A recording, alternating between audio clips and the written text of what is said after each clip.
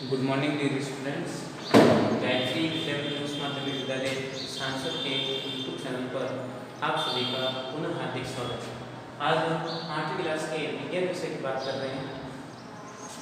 उसमें अपना पाठ है, दूसरा पाठ है सूक्ष्म जीव मित्र।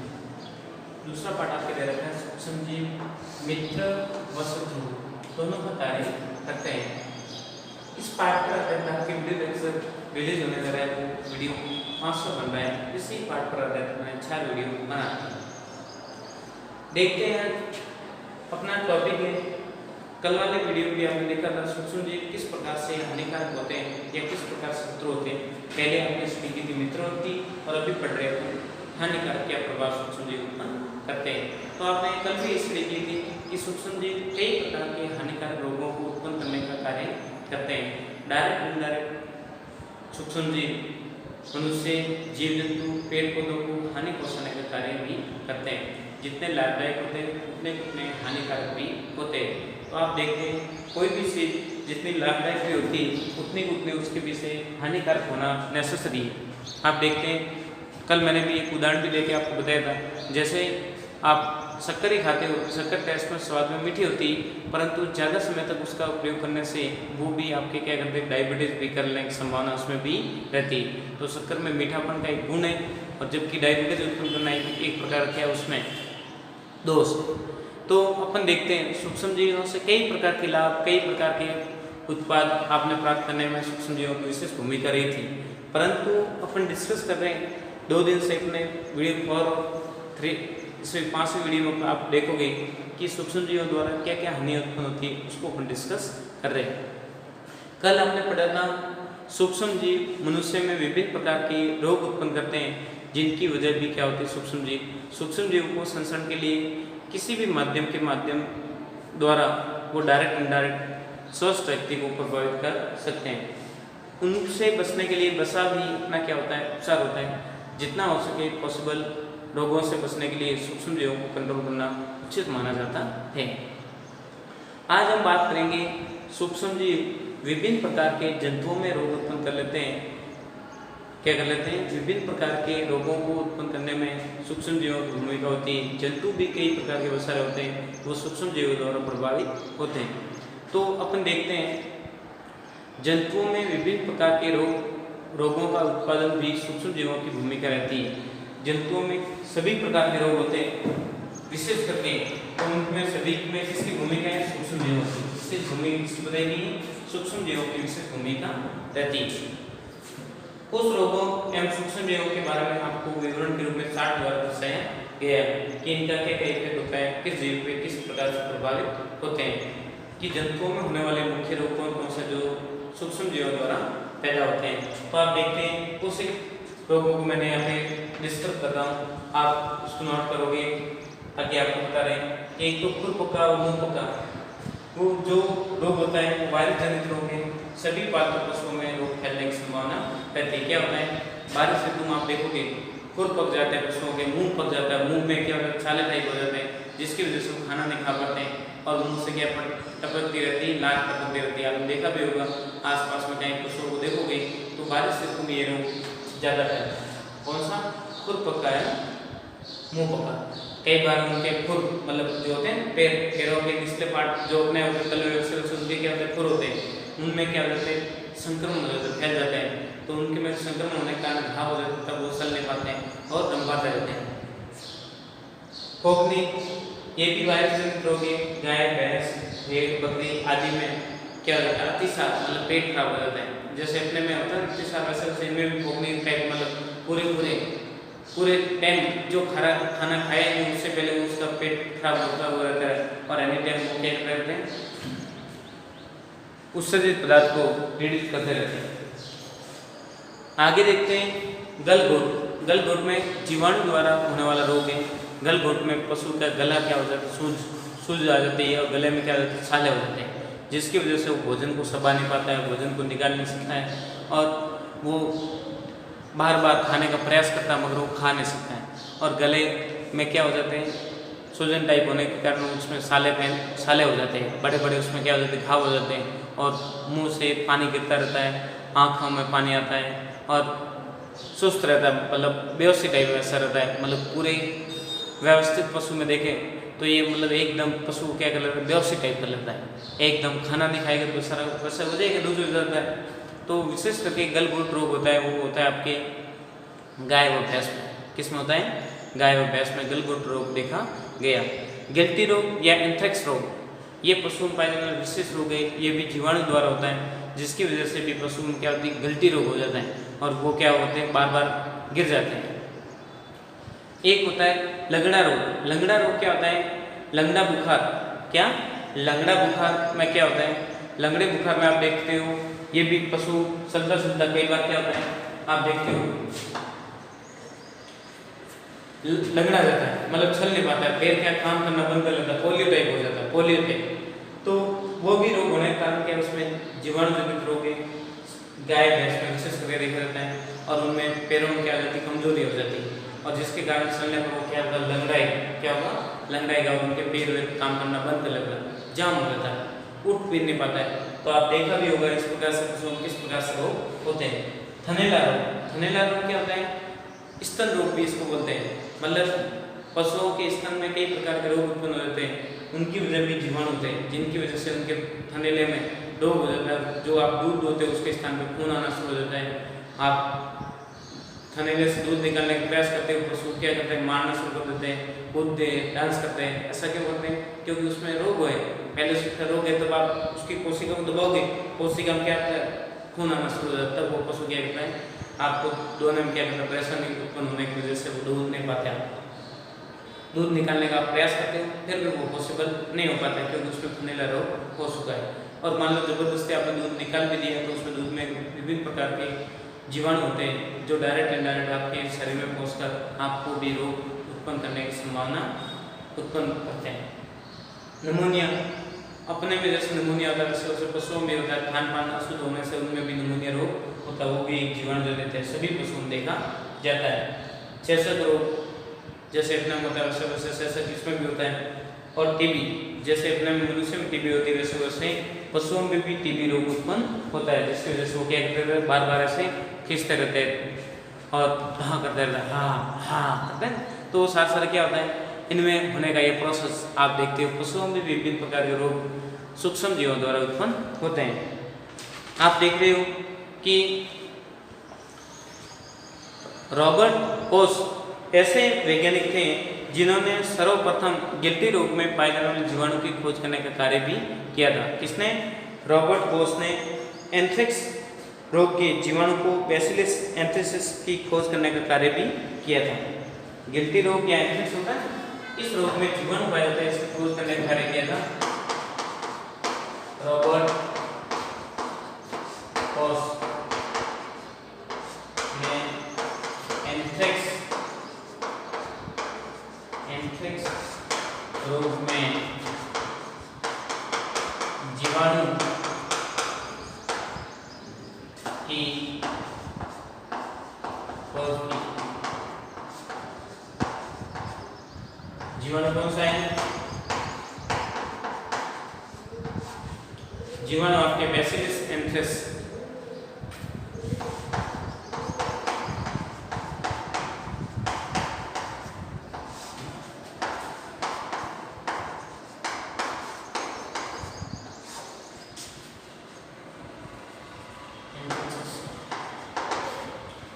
जीवाणु की वजह से इसमें क्या होता है, एंथ्रेक्स रोग उत्पन्न होने की संभावना रहती है।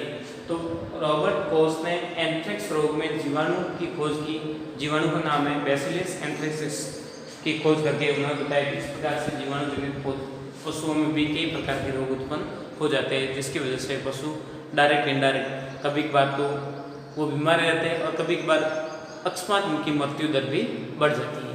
तो ये था आपके सेकेंड पॉइंट, आपके जंतुओं में सूक्ष्म जीवों द्वारा होने वाला रोग। इसका आप स्क्रीनशॉट लीजिए। फिर अपन पढ़ने जा रहे हैं तीसरा बिंदु, पादपों में उत्पन्न होने वाले रोग।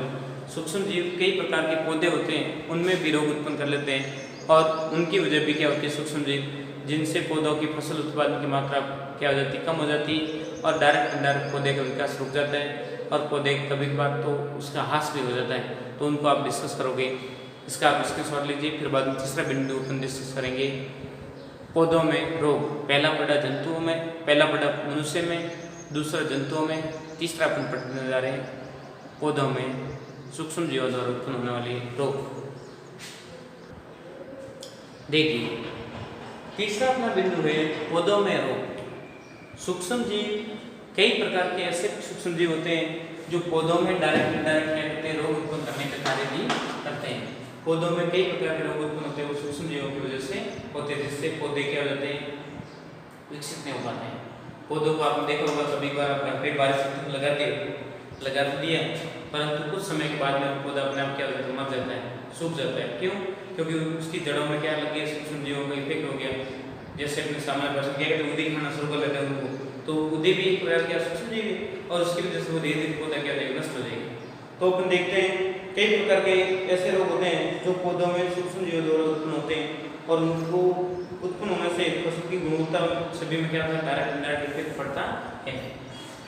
अनेकों सूक्ष्म जीव गेहूं, चावल, आलू, गन्ना, संतरा, सरसों, सेब आदि पौधों के रोग के कारक होते हैं। क्या होते हैं, रोग के कई प्रकार रोग उत्पन्न करने के कारक होते हैं, ये कारण बन जाते हैं। रोग ग्रसित पादप का विकास और वृद्धि रुक जाती है। मान लो पौधा को रोग लग गया तो उसके पादप की वृद्धि विकास की वजह से रुक जाएगा, और पादप का विकास और वृद्धि नहीं हो रही तो आप फसल उत्पादन की आप कल्पना क्यों करते हो, फसल उत्पादन होना पॉसिबल भी नहीं है। और मान लो फसल उत्पन्न हो रहा है तो उसकी मात्रा में गुणवत्ता में क्या आ जाएगी, कमी आ जाएगी, गुणवत्ता में मात्रा में क्या आ जाएगी, गिरावट आ जाएगी, जिसकी वजह से उसको कोई टेस्ट नहीं रहेगा, कोई खाने में कोई मतलब नहीं निकलेगा।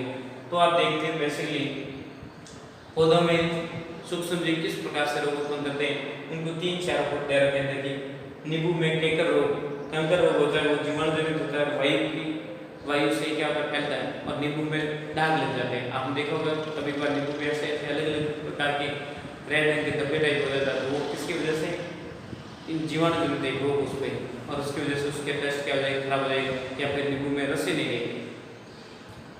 गेहूं का रस रोग ये कवक जनित है, वायु और जल से फैलता है, और आप देखते हो इस रोग की वजह से गेहूं में से उपजाऊपन की मात्रा में क्या आएगी, गिरावट। भेड़ी की पीत रोग वायरस जनित है, कीटों द्वारा फैलता है, और भेड़ी में कई प्रकार के जीवाणु उत्पन्न करने का कार्य भी करता है। इस रोग की वजह से भेड़ी में क्या हो जाती है, आप कहते हैं सामने पर्सन कि उसमें विभिन्न प्रकार के जीवाणु उत्पन्न हो जाते हैं। सब्जी बनाकर काम कहते हैं भेड़ी में जीवड़ा नहीं, बारवाड़ी लोगों का जीवड़ा उत्पन्न होने का कारण भी यही है। तो देखिए अपन एक बार मैं पुनः इसको दोहरा रहा हूँ, आप डिस्कस से व्यवस्थित देखिए, सुनिए, और फिर बाद में वापस अपने बिंदु को आगे बढ़ाएंगे। सूक्ष्म जीव एक प्रकार के लाभदायक भी थे तो हानिकारक भी प्रभाव उत्पन्न करते हैं। एक तो मनुष्य में आपने देखा था, दूसरा पौधों, दूसरा जंतुओं में, और तीसरा आप देख रहे हो पौधों में। तो देख रहे हैं पौधों में किस प्रकार से सूक्ष्म जीवों की भूमिका रहती है, जिसकी वजह से पौधे क्या हो जाते हैं, बीमार हो जाते हैं, खराब हो जाते हैं। तो आप देखते हो अनेक सूक्ष्म जीव गेहूँ, चावल, आलू, गन्ना, संतरा, सरसों, सेब आदि पौधों में रोग के कारक होते हैं। कई प्रकार के रोग उत्पन्न की इनकी भूमिका रहती है। रोग ग्रसित पादप का विकास रुक जाता है एवं वृद्धि भी नहीं कर पाता है। पौधे में मान लो इस प्रकार के कोई भी रोग लग गया तो उसकी वृद्धि एवं विकास क्या हो जाएगा, रुक जाएगा, तथा फसल उत्पादन की मात्रा एवं गुणवत्ता में क्या आएगी, कमी।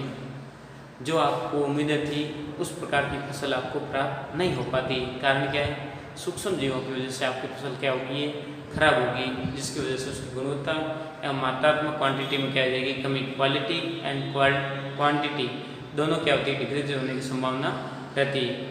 नींबू केकर जीवाणु जनित रोग है जो वायु द्वारा संसर्ग होता है, वायु में फैलता है, दिमाग बात रहेगी। गेवरेस्ट रोग कवक द्वारा होता है तथा वायु, जल, बीज आदि द्वारा ये क्या होता है, संसर्ग होता रहता है। और भेड़ी का पित्त रोग वायरस जनित जो कीटों द्वारा फैलता है। तो इस प्रकार से आपने देखा कि पौधों में सूक्ष्म जीव किस प्रकार से रोग उत्पन्न करते हैं और डायरेक्ट इनडायरेक्ट पौधे को किस प्रकार से इफेक्ट करते हैं, उसके बारे में आपने डिस्कस आज किया। अब अपन अगला बिंदु लेंगे, वो आपके सामने आएगा क्या, खाद्य विषाक्तता, फूड पॉइजन किस प्रकार से कन्वर्ट होता है, भोजन में जहर किस प्रकार से उत्पन्न होता है, उसमें किसकी भूमिका है। चौथा बिंदु भी आपके सूक्ष्म जीवों पर आधारित आपके आ रहा है, वो सूक्ष्म जीव किस प्रकार से हानिकारक होते हैं वो अपन देख रहे हैं। खाद्य विषाक्तता, पहले इसका पौधों में रोग के कारक का आप एक बार स्क्रीनशॉट ले लीजिए, फिर मैटर को मैं आगे बढ़ा रहा हूँ वो देखिए। हो गया होगा स्क्रीनशॉट, देखिए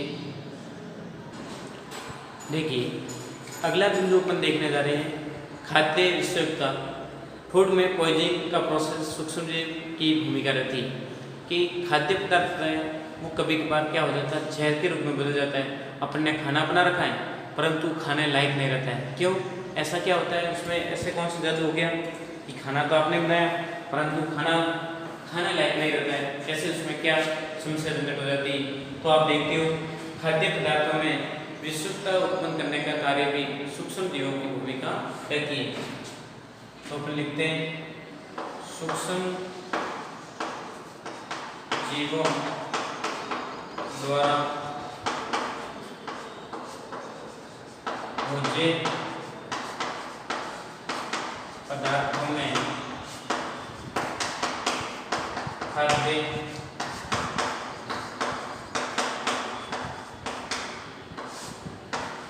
विषुक्तता को उत्पन्न किया जाता है।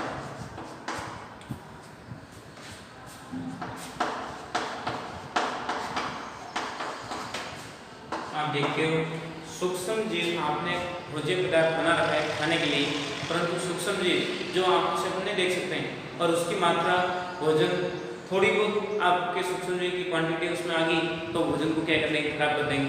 तब आप देखते हो आपने सुबह सब्जी बना रखी और वापस शाम को खाने के लिए वो सब्जी आपके काम नहीं आती। कारण क्या है कि कारण उसमें विभिन्न प्रकार के सूक्ष्म जीवों का संक्रमण हो गया और संक्रमण की वजह से भोजन आपको क्या हो जाता है, जहर में कन्वर्ट हो जाता है। क्या हो जाता है, जहर में, जो भोज्य पदार्थ खाने लायक नहीं रहता है और खाने से क्या हो जाएगी, या तो उल्टी होगी या फिर विभिन्न प्रकार की समस्या उत्पन्न होने की संभावना रहती है, पेट खराब हो सकता है, कई प्रकार की समस्या जनरेट आपके सामने होती है। तो आप देखते हो हमारे लिए जो आपने भोजन बनाया है वो भोजन आपके लिए क्या होता है, भोज्य पदार्थ में विभिन्न प्रकार के सूक्ष्म जीव विषैले पदार्थ का स्त्राव करते हैं जिससे भोजन क्या हो जाता है, विष में कन्वर्ट हो जाता है। सूक्ष्म जीव होते हैं वो भोज्य पदार्थ में विभिन्न प्रकार के विषैले पदार्थों का स्त्राव करते हैं जिससे भोज्य पदार्थ विषैला हो जाता है। क्या सूक्ष्म जीव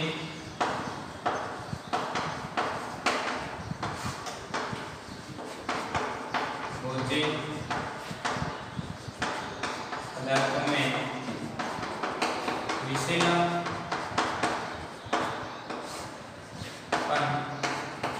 उत्पन्न करते हैं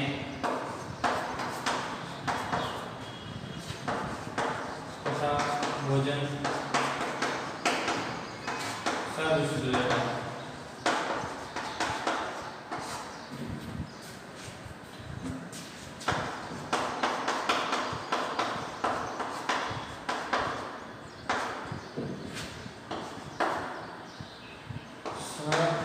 दूषित भोजन करने पर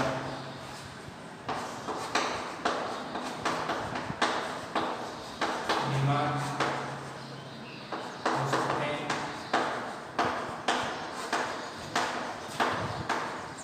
तथा कभी-कभी मृत्यु भी होने की संभावना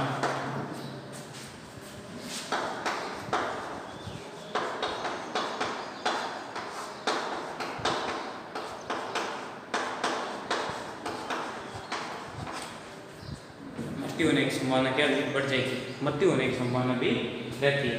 तो आप देखते हैं कि खाद्य विषुक्तता सूक्ष्म जीव द्वारा भोज्य पदार्थों को खाद्य विषुक्तता में उत्पन्न किया जाता है। खाद्य को क्या करें, खाद्य में विष उत्पन्न करने का कार्य किया जाता है। सूक्ष्म जीव भोजन में विषैले पदार्थ उत्पन्न करने की वजह से भोजन क्या हो जाएगा, सदूषित हो जाएगा और दूषित भोजन करने पर बीमार हो सकते हैं तथा कभी कभी मृत्यु होने की संभावना भी बन जाती है। तो ऐसे देखते हैं सूक्ष्म जीव डायरेक्ट इनडायरेक्ट मनुष्य के लिए क्या बहुत हानिकारक प्रभाव भी उत्पन्न करते हैं। तभी आप देखते हो कि सूक्ष्म जीव जितने लाभदायक हैं उतने उससे कई गुना हानिकारक प्रभाव उत्पन्न करने का कार्य भी करते हैं। तो आपने आज के वीडियो लेक्चर में सूक्ष्म जीवों से उत्पन्न होने वाले हानिकारक प्रभाव में जंतुओं में पौधों में एवं खाद्य विशुद्धता को आपने स्टडी 3 पॉइंटों पर डिस्कस किया। आपने समझा, व्यवस्थित सुनने का प्रयास किया। आगे अपन स्टडी करेंगे खाद्य परिरक्षण क्या होता है, नाइट्रोजन चक्र क्या होता है, किस प्रकार से इफेक्ट होते हैं, उनमें सूक्ष्म जीवों की क्या भूमिका होती है, क्यों किया जाता है, उसको अपन डिस्कस करेंगे अगले वीडियो में।